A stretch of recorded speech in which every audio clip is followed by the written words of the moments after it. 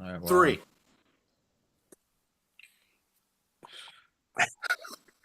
No, we're Good live. Sorry. morning. Good morning. Good morning. I guess it's morning. I guess it's according to where you're tuning in from. Whether good you're day. tuning in Good day. today, whether you're Well, good tuning day. in live, or whether you're coming on to see the recording. So we begin a topic this morning on love. Is there different dimensions and different levels of love that would bring it to a higher degree of authenticity? We've heard some people talk about love and starting to add the word authentic love, authentic peace. So is that just like a slang word that we're starting to use and it's like the word for the new word for this time, or is it a truth to it? And so we're going to break down love. Is there higher degrees of love? Is love love, or can it be a higher love? And Jeff, give us some definition of love in the Greek, and Give me a let's move along in love. our subject today. That's it. Give me a higher love. Well, we was just talking about, I was Yes, just talking about Greek usage of the word or the translations that they in scripture we see two versions, the phileo and the agape. And the phileo is the brotherly love, preferential love towards a brother in a familial concept, right? Agape takes it to the next level, you might say, and it makes it preferential or differential love towards your stranger, giving a cup of cold water to a stranger, not just your neighbor, not people you know, but anybody who's my neighbor. It's anybody. right. And so, what we see Christ leading us towards, you see in Peter, even Paul talking in their writings about moving to the agape love. This is the direction that followers of Christ, sons and daughters of God, should have, this agape love towards humanity, towards our neighbor, towards a stranger. And that means putting our lives behind or underneath, or how do I say it? Putting other lives in front of ours, right? Before us, as a way of revealing God's love towards humanity, towards creation. I don't know that there, I think there's love that's in mixture because of immaturity, right? Right. I don't love perfectly because I'm immature in my thoughts and my heart and my mind, or I'm hurt and broken, which is part of immaturity too. Um, and so to discount the attempts of love, I think is wrong also. So you not none of us love perfectly right now, right? We're moving towards every act, every word, every thought, every deed being an action of love, but we have our ups and down days. So to say that that's inauthentic, I think is incorrect. I think it's the attempt to be loving, to be love, even in my fragileness, in my inadequacies. It's still love, but it's mixed, right? It's not completely. I might have a little bit of ulterior motive in it. So that's a challenging thing. I don't know what they would define as inauthentic. If someone were to say that's not authentic love, um, what would be an example of that? Yeah, to give this context, we're talking about this because a good friend of ours, Dr. Chanel Wolverton and Laura C, have both said authentic love is a higher frequency. So you would think purer, more powerful, less less interference. I don't know if that's the right word, but Right. that authentic love is higher than love. I mean, and the thing is, love is such an imprecise word. I love anchovies on my pizza. That's authentic. I authentically love anchovies on my pizza. But I don't think that's what they're talking about. I wonder if it's like love is good. If you selfishly love in traffic, you're going to be easier to drive around. Even if your love is like, man, I love this, but it's just about me, and I'm going to be nice. So love is nice, right? Mhm. It's nice. If I move around the world in love, I'll be like, hey man, I'm loving this. I love anchovies on my pizza. I love my car. I love this grocery store. I love this city I live in. I'm working on loving all the people in the city that I live in. That's good. It's going to have a net positive effect on the culture, right? If the opposite, obviously, we know that doesn't work. I hate this. I hate that. You can keep that to yourself, and it's still going to affect the people around you. So what if they mean like authentic love is like a love without expecting something in return? It's genuine. It's not self-serving at all. Is First that the Corinthians authentic 13, love? Right. the Okay. Is that what list. they mean? I Is don't that is know. that the point? Authentic love? Like, well, all right, then let's. What is unauthentic love? I don't necessarily think it's unauthentic. I think it's just the highest level that you can love. It's bringing yourself up to a love like Yahweh loves, or trying to reach that. Like you said, when I love anchovies. You don't have We'll just go with that. I love anchovies. All right. That's a lower frequency than when you say, "Oh God, I love you." Okay. And there's all the in between. When we It say, might. "Yeah, I met It this might not be. person," when to. It might be the same. when you meet someone and you help a stranger, and you can say, I have a love for that stranger, but it's not the same frequency of love you have like for your child or for your grandchild Right. or for your husband. And the Yeah, I love that you wouldn't. have for a friend may not exactly be the same frequency that you're holding and carrying and vibration and sound as for your husband and your partner, or and then God, your God, the love that you have for the Father.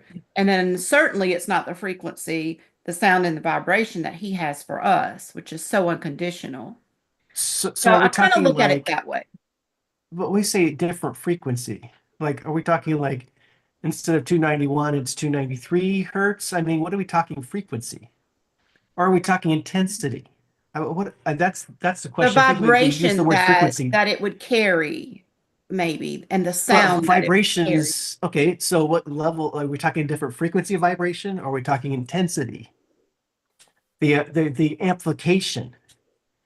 Is there a different love frequency? Is there like love frequency 341 and then there's love frequency 571? I'm just random numbers. Right. That's what I'm saying is we use the word frequency a lot, and what measure of unit are we talking about? And is it really just a different frequency, or is love the same frequency? It's the quantity or amplification or the amount of intensity of Yeah. love, Yeah, Could I be. don't think we're right? using like science definition. I don't think we're using, at least not in the culture we're in that I can tell so far. They're not saying, "Oh yeah, it's 348 as opposed to 227." But But that's a big question though. Frequency is a big like magnetic phrase and term that's so watered down. People don't understand. Oh, it's a different. But I don't think a child who loves purely versus a teenager who has some angst in his heart, his love is less pure, but is it different love? Or is it just a difference of what's going on in their hearts and minds? What is the mixture, the admixture, the extra stuff, the extra emotions, the extra motivations that affect the love, right. but doesn't make the love invalid.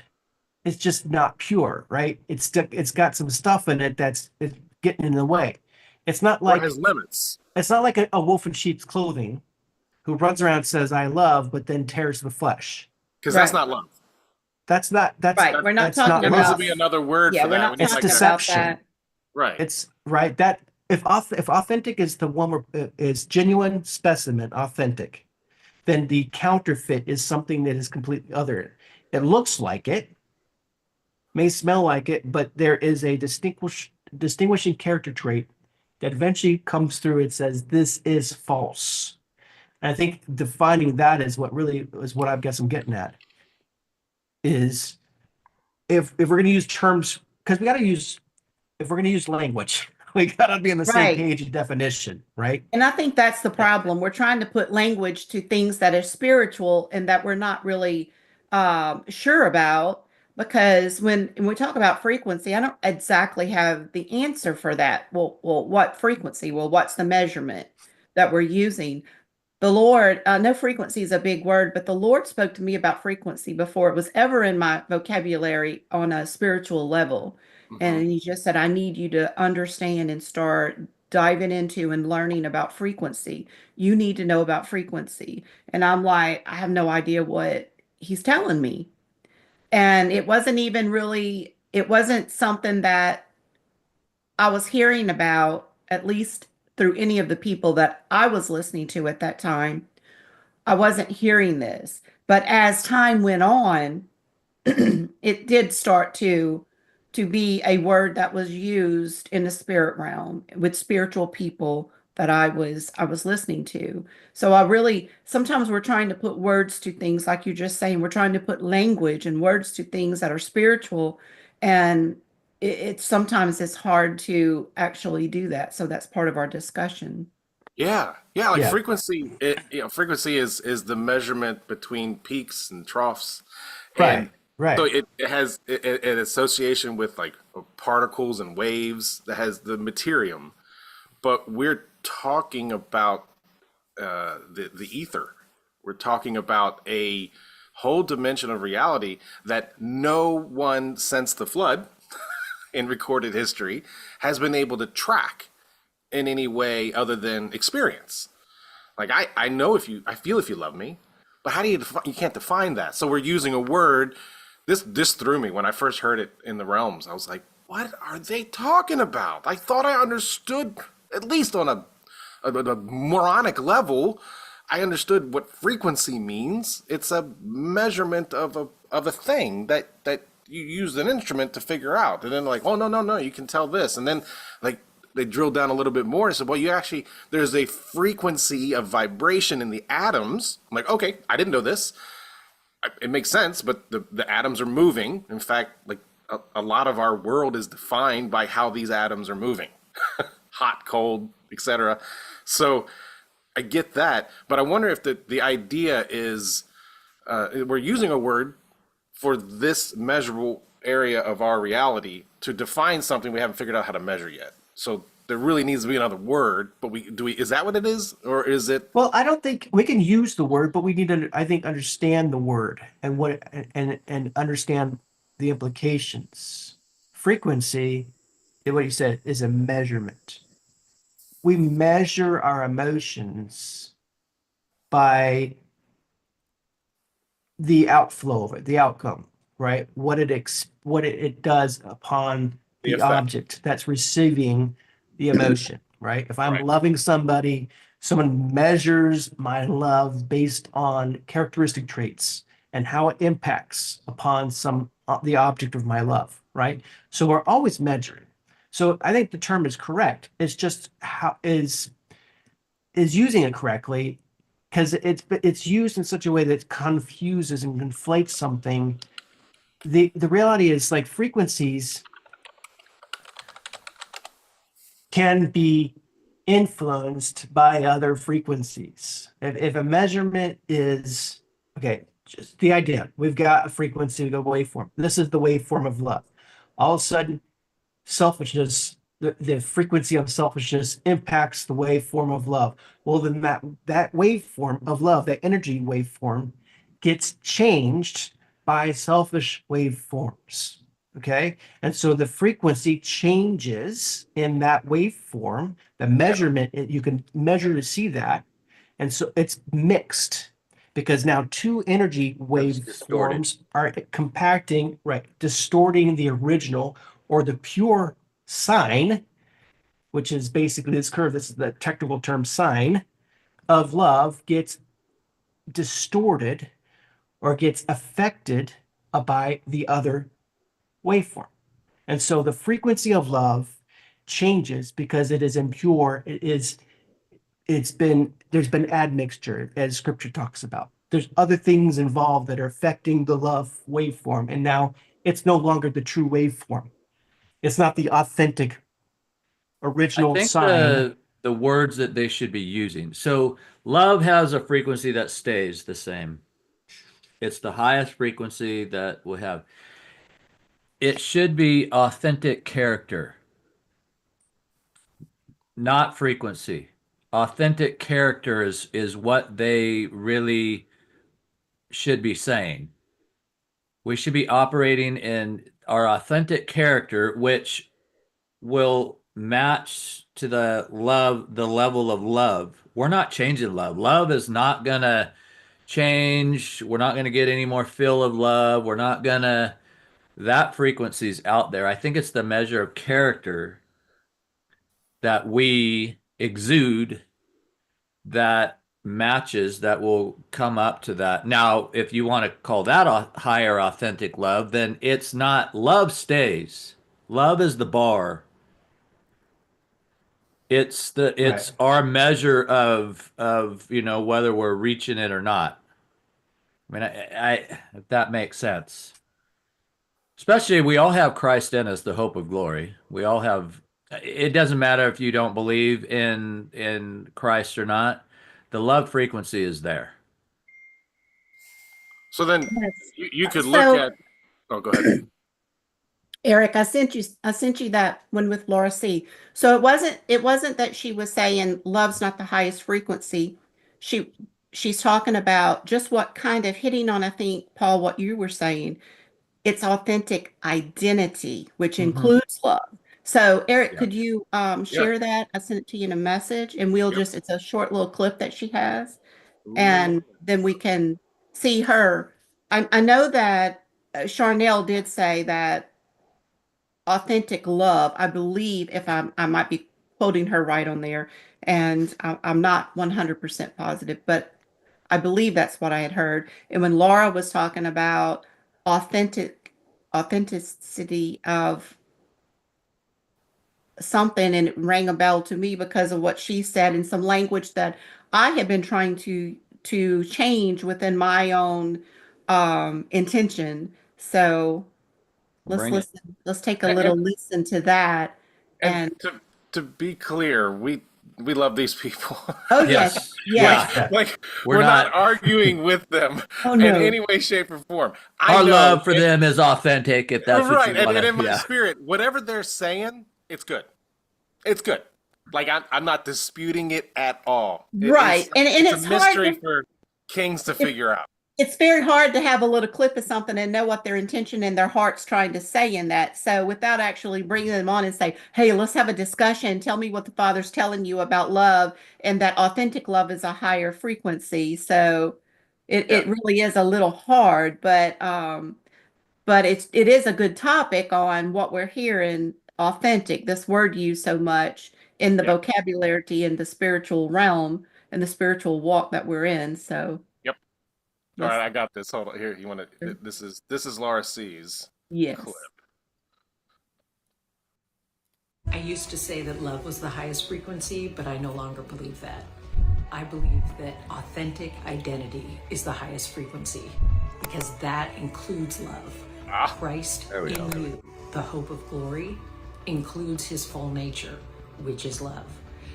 And I'm not talking about identity, authenticity, like I'm authentically offended. I'm not talking about that. I'm talking about his nature being formed in us is a higher resonating frequency than anything else.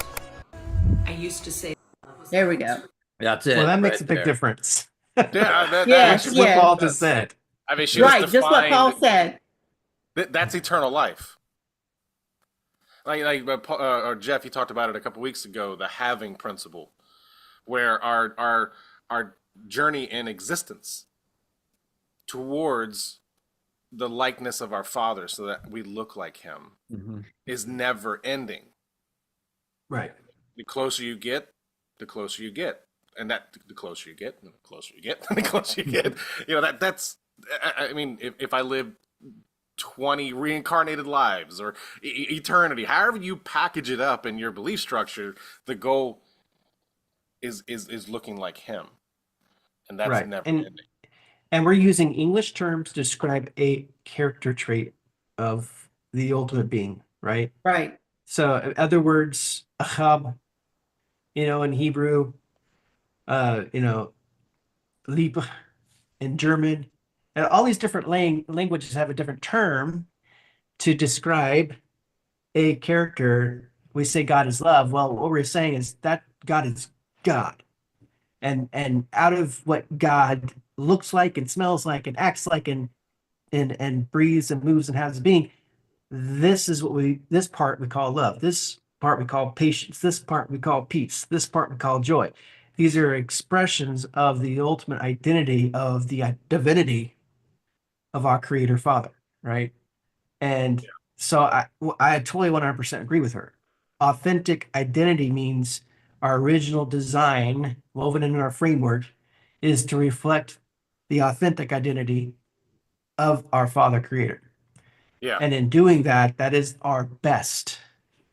That is the highest calling, the highest position in what we are made to be. Yeah.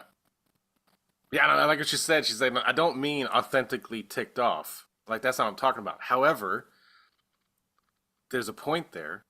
You're not even on the path if you can't even be honest with yourself how you feel and be able to communicate that.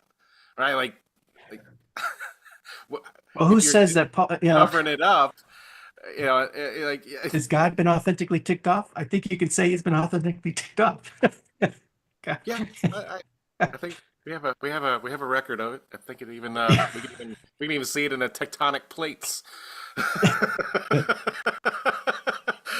There are mountain ranges that owe their existence to him being a little miffed. I'm probably living in one of them.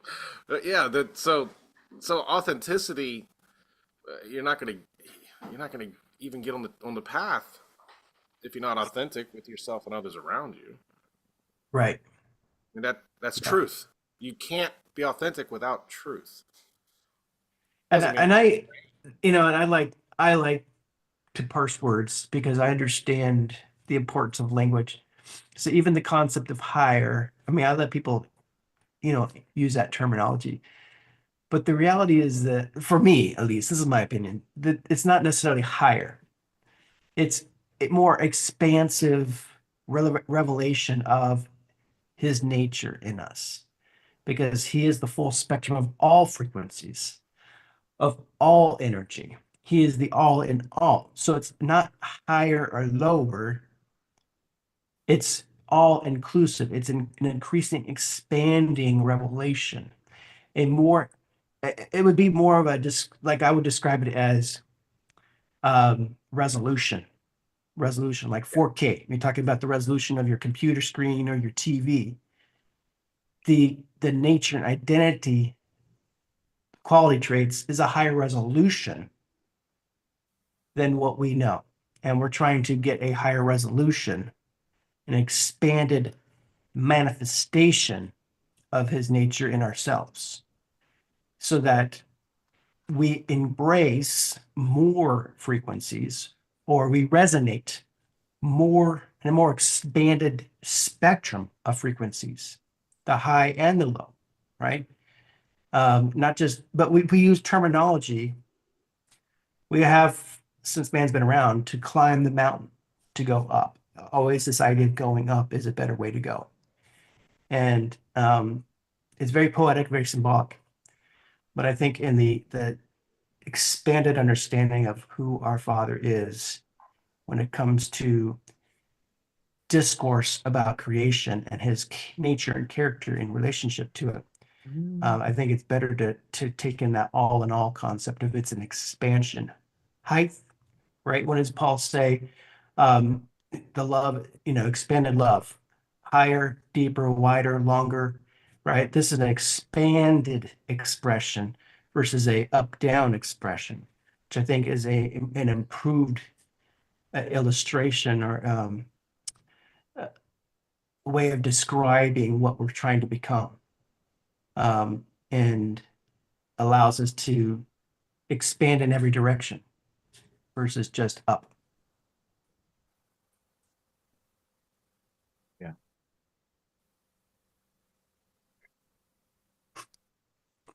so. So frequency then it can be used like effect. Say it again. Frequency can be used like effect. It has effect on the world around me. Whatever the math is on that and the data that would normally define that word, frequency has a powerful effect on the world around Certainly. me. Me loving anchovies don't make nobody's difference. And then make nobody's day. Like it ain't gonna change anything. Frequency and amplitude, right?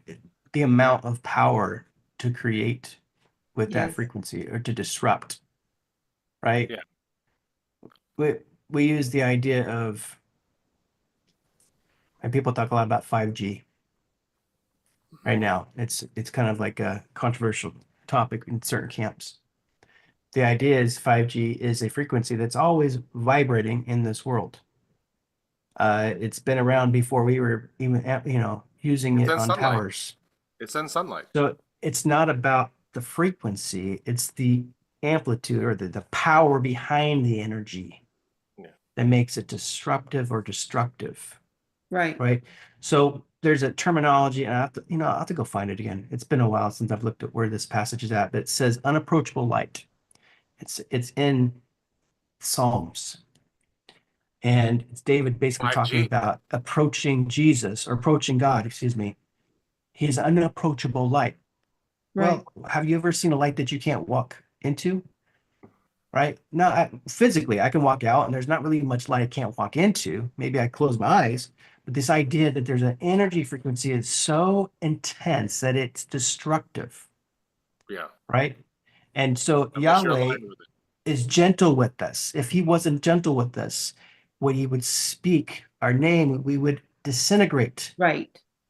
because the intensity of his voice and the vibration of the frequencies that flow out of his body, his love would incinerate us, would vaporize us. So he measures the strength of the frequency of love coming out of his.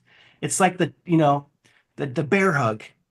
Don't squeeze me so hard, you're gonna breathe, cut off my air, supply. It's that intensity that you have to. That this is we're teaching our boys gentleness right now. You're powerful, so measure your strength. Be gentle, so that you don't destroy, That's but good. bring life. I And loved I a think hamster that, to death once. and the intensity is what we're really, what he's all about. He's so It's trash. unapproachable light is this idea that he's got an energy power, a such a strength in his vibrations that he could turn the earth scorched earth if he wanted to. But he measures himself according to what is necessary to create life and to change and transform. And this is part of our training as children in his house to become like, to share in the government and the administration of his voice, to measure our frequencies so that we don't destroy, measure our energy so that we don't destroy. And we can, if you ever study the different electromagnetic fields and what they can do or what they do in the body or in creation, it's very interesting. I mean, ultra low frequencies are damaging just as ultra high frequencies are. It has to do with the magnitude of which that energy is being pushed out. And so dealing with our love, our faith, our hope, all of those different ways of energetic exertions from our being, they all have to be measured, right? They all have to be used at a capacity. And what we're doing is trying to steward and become experts and the energy that it exudes from our being so that it brings life and not destruction. And we don't do it perfectly, but that is something that I think is obtainable.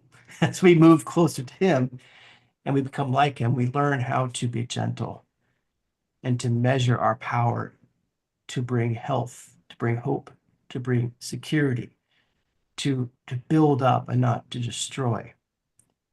Um, that's how I see it. That's how I feel like we can amplify all different types of frequencies in what we do Uh, by practicing and learning how to communicate. Like, I talked about being this body. I did an article on being an antenna, right? We're a complex network of antennae. We're resonating, we're receiving and communicating at various levels of frequencies, whether it's hearing, through sight, through smell, through taste. These are all different frequencies on the same spectrum of energy. And they are translated differently based on the receiver. Whether it's my tongue or my ear, I'm receiving a frequency, an energy source, and my brain is saying translating it into something. This is bitter, this is sour, this is loud, this is soft, this is bright, this is dark, right? Different ways of understanding what I'm receiving, but at the same time, I'm also communicating. And I believe as we mature as sons, we learn how to turn on the different antennas, the other antennas in our body that we don't even know that are communicating, that would allow us to communicate to stars, will allow us to communicate to trees, to the different organisms in the earth or in the heavens. They all communicate at different wavelengths and different energy uh, modules. And so we have the ability, the capacity, if we're like our Father, to communicate to all of them. And learning how to communicate is part of our journey as maturing as sons, is knowing how to communicate at through whatever antenna in our being is necessary to communicate, and at what frequency and at what energy or magnitude, in order to properly not just listen in, but also to hear. And I think this is why the heart is so important, because the biggest communicator, the biggest antenna or transceiver is the heart. And because this isn't been stewarded well in humanity, we have a difficulty or have no ability right now to communicate with certain components of creation, because the antenna, the array of communication is in the heart, right? And so we have cut off that ability because this is damaged or there's no source there. And so that's just one example, but this, there's all sorts of this being, physical and soul and spirit, that have ways to communicate and to speak and to receive. And our journey as sons is to learn how to do that, to be like our Father, so that the different ways of communicating can be turned on and used to expand the kingdom, expand the government, to steward, to, in a sense, we're not becoming like Adam, we're becoming like Christ. That's the real model that we're after now in this new age. But there's aspects of Adam that we can look to as a kind of an anchor point to get our intentions and desires in the right direction. I think Adam had more of these antenna on, understand how to use them. That's why he could communicate with the animals, communicate to the earth. He had perfect understanding and use of this network of communication within his being that allowed him an expanded um, communication tool at his hands, his fingertips, right? Going back into Christ and becoming like him will unlock a lot of that again for us. Yep. And that will change, just when we say love, when we communicate in love, it won't just be directed towards men or our pets. The authentic expression or the full, pure expression of love will be able to vibrate through the antenna of our full being, and in the right amount and measure, exert energy to transform or to transfer this love into whatever the object is, whether it be the stars in the heavens, the rocks on the earth, or my pet in the house, or my children. Will be able to understand and know how to communicate that frequency, that energy of love to the object at hand.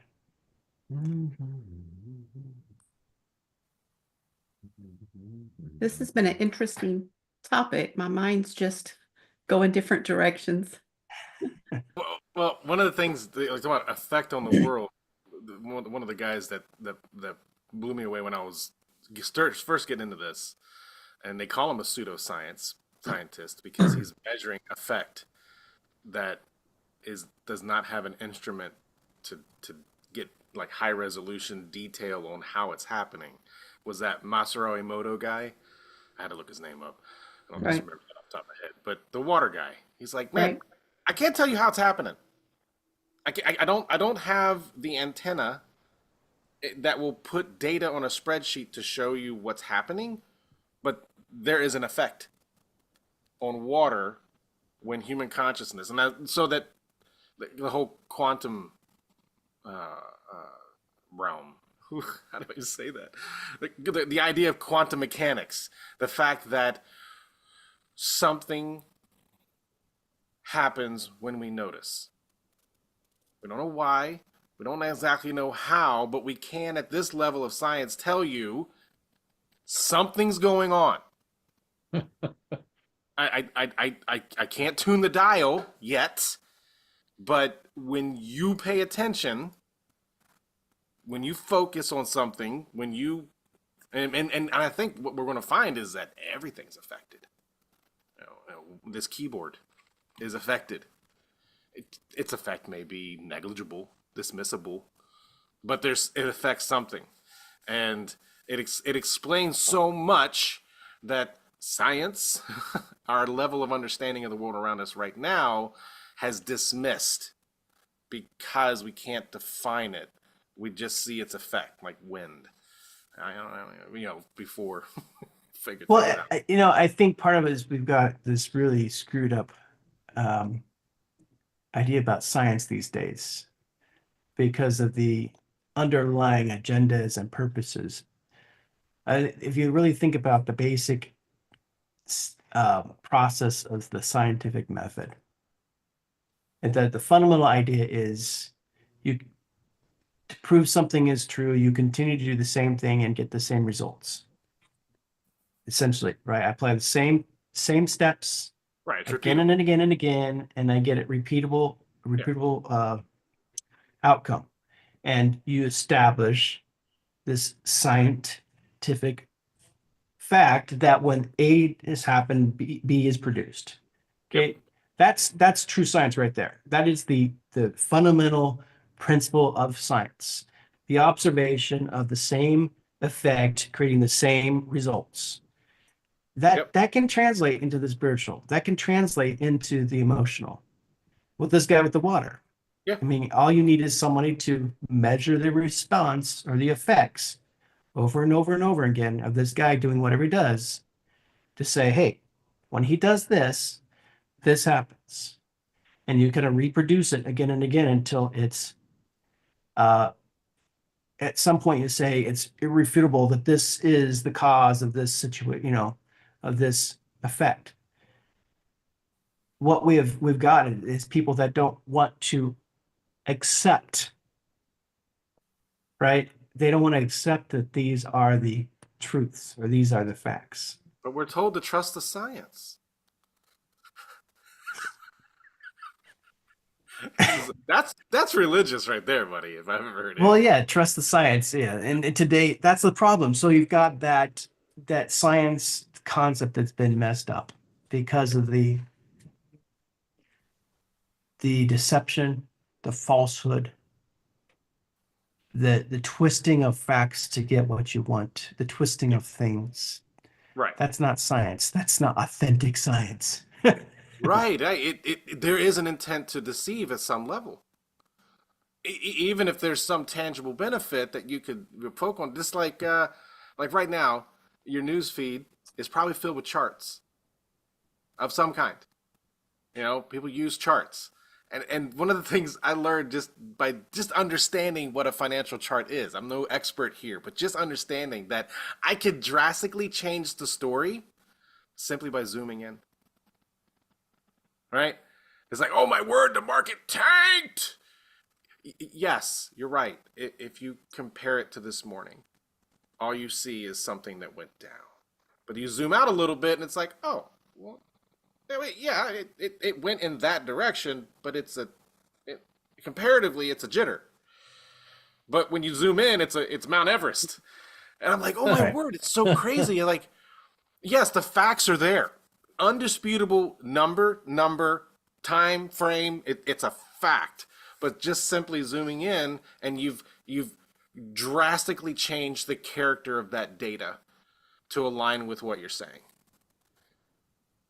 And I'm a sucker for it. I see it and I'm like, what is that? Why is that? You know? But anyway, yeah, so science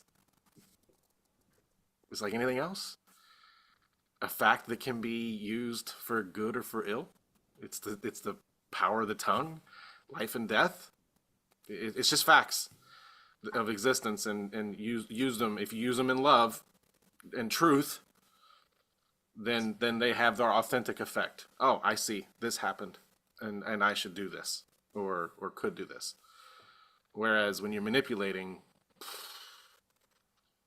there's nothing authentic about it. So the facts, they don't even matter at that point. Then they're immaterial. They're just a leverage point to accomplish something that isn't sourced in love, but sourced in fear. Like, so I heard somebody said that it's like there's only two emotions really, that emotions, that humans contend with, and it's love and fear. And like, at its root, like, fear is the opposite of love. I don't know if it definitely is, but that fights love. Fear fights love. And maybe I can't make a math paper out of it and prove something, but we all know this at our core. I think babies are born knowing it. Like, we know. That's somebody who loves me. That's somebody who doesn't. Can't measure it. Yeah. Yeah, and then learning what that word is. Like, it was a rough day in my marriage when I realized I don't love my wife. Not the way I thought. Like, I love things about her, but I realized, no, I love that car, or I love that pizza, whatever. Yeah, there's these words I use, and my love for her was far closer to that because my behavior, you ratted me out. It's like, well, yeah, you say you love her, but and it's not just sacrifice, but you're not willing to sacrifice your own desires, happiness, equilibrium for the sake of her. So it's not just sacrifice, because I think that's a twist on it too. But it really affected me. I was like, man, I thought I loved her. I said vows, and I say I love you when I get off the phone, but I don't. Now I'm understanding more. Like, no, I don't. I like her effect on my world a lot, but You love the idea. yeah, right. That's not. I don't know. I don't The even know how to fleshing say out that is because not we don't have a right. right word. I love her and I don't love her. Well, that's the idea, is they don't fully understand. I think when you get like I think in my life, when I step into that place of saying I do, you know, I think I love my wife in that moment the best I know.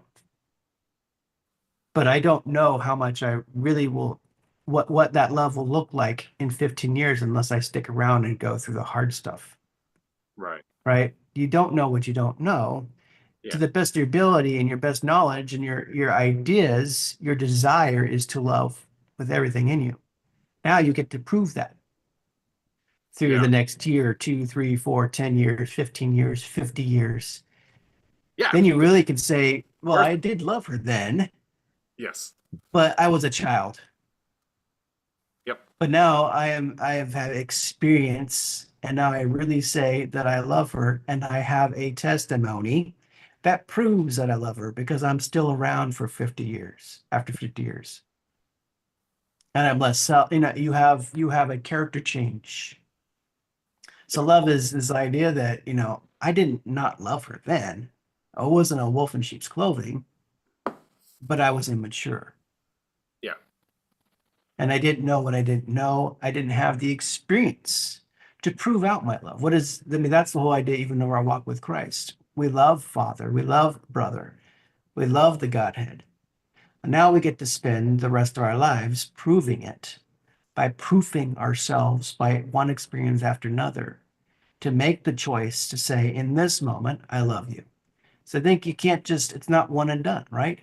No. Like In another 15 years, I'll look back and go, for minutes is like that sometimes. I told you I loved you back when we got married. It's yeah, a given going forward. Well, that's not yeah, enough for the wife. I need to hear it every day and sometimes 15 times in the next hour, right. right? Because look what you just did. So, because love is an ever evolving, expanded expression of one's behavior towards another. I think that's the thing is it's constantly on the minute, on the second, being proved by a behavior choice. That's why people fall out of love. Well, they probably did love, but they chose over a course of time to not choose love. And eventually they were no longer in a loving position. And their testimony proved out that they ultimately didn't want to continue to love, right? I mean, Mhm. we all were infatuated at some point Yep. with our bride or our husband, our spouse. And Anchovy love. right. It was But young we anchovy had love. nothing else to touch it to. Whether we had good parents that showed manifested love before us in relationship or not, Yep. even if I had the best examples before me, until I have walked it out myself, I can declare I love somebody, but it won't be true until I have a testimony that verifies it over time. And that is makes it continual and makes it, I guess you could say, authentic because I have a testimonial behavior of time that proves that my love for my wife is authentic.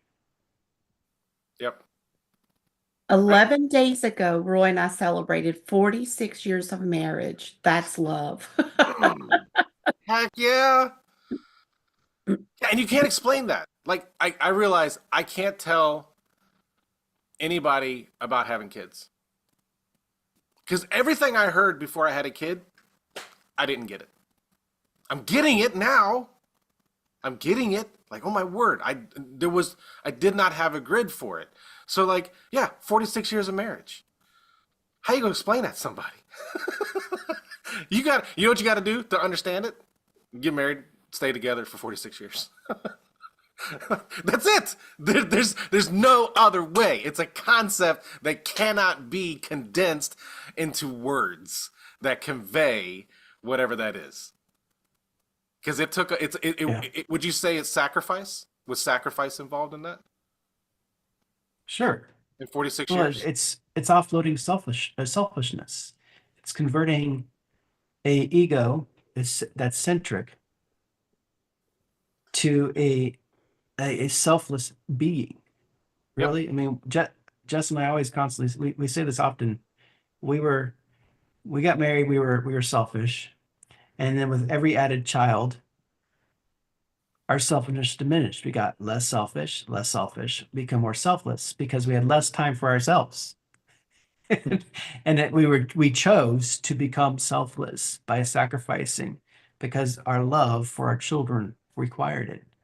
And in doing so, selfishness is was being removed or being displaced by everyday choices.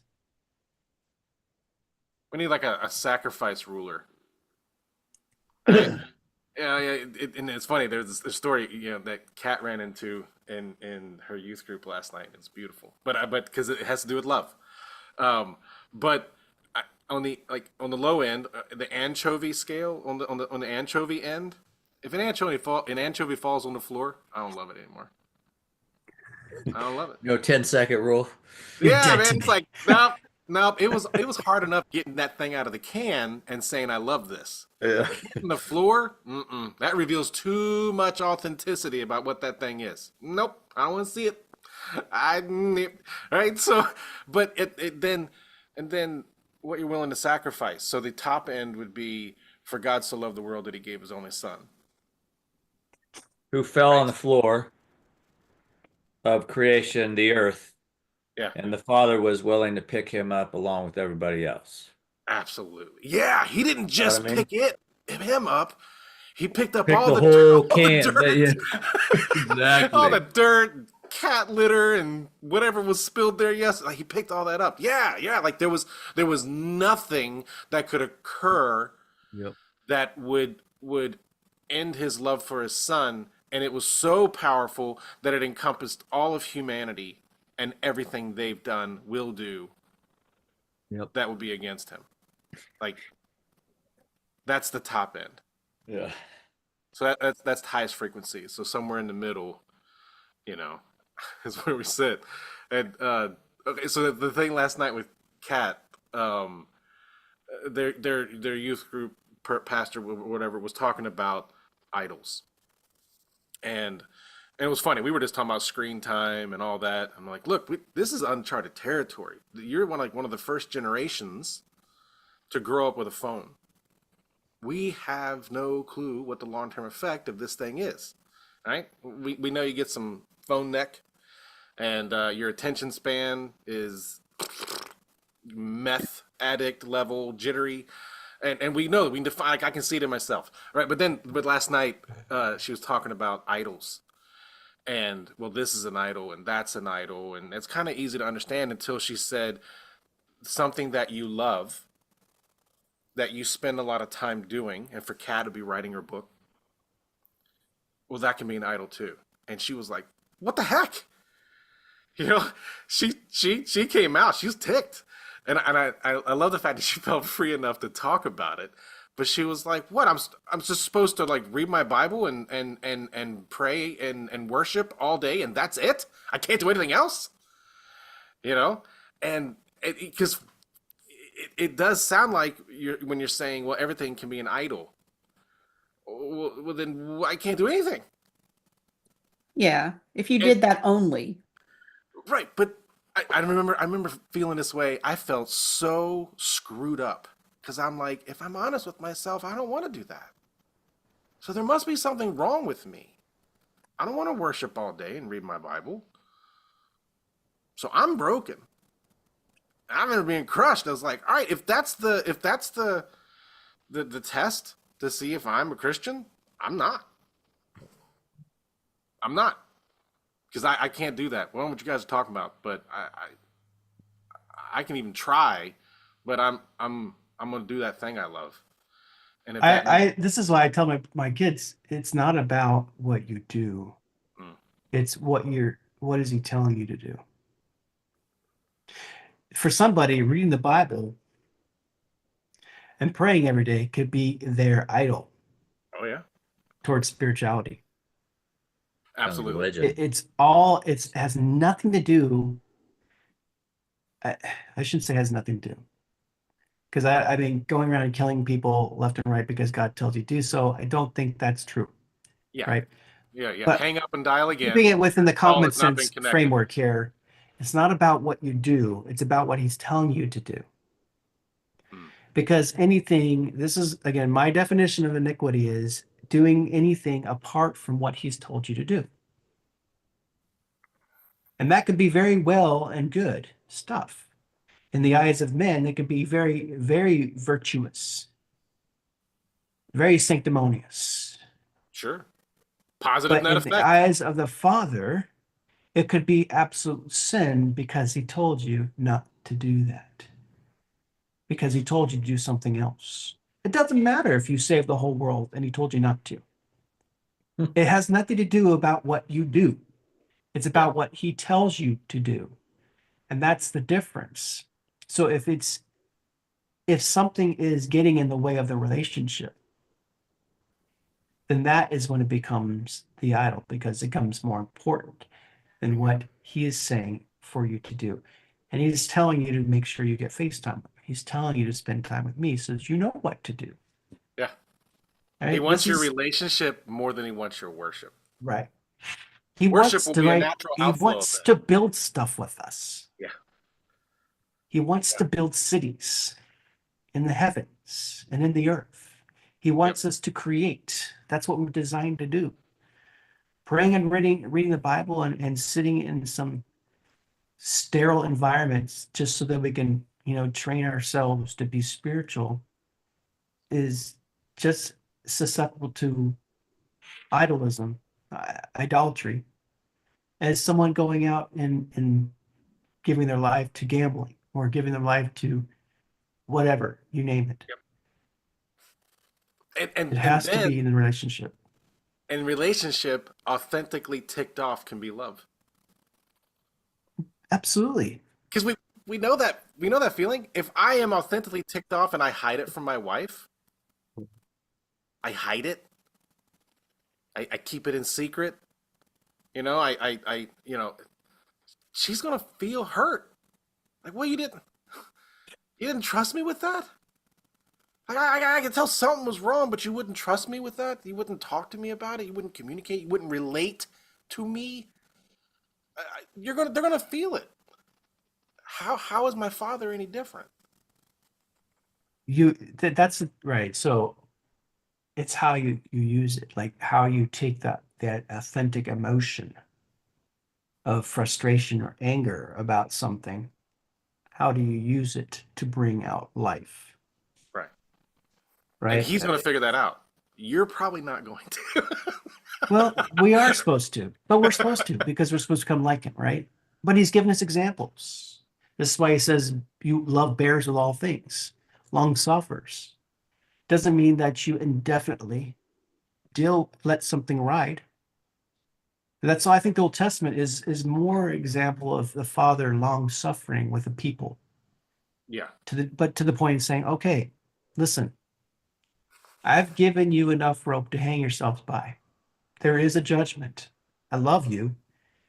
And the way we're going in this relationship is not working for me and it's not working for you. It's not bringing out the best. And I'm ticked off. Yep. And so I've withheld my anger for long, but now the fury of my frustration is being blown out of my nose, and I am a bull that's going to rage.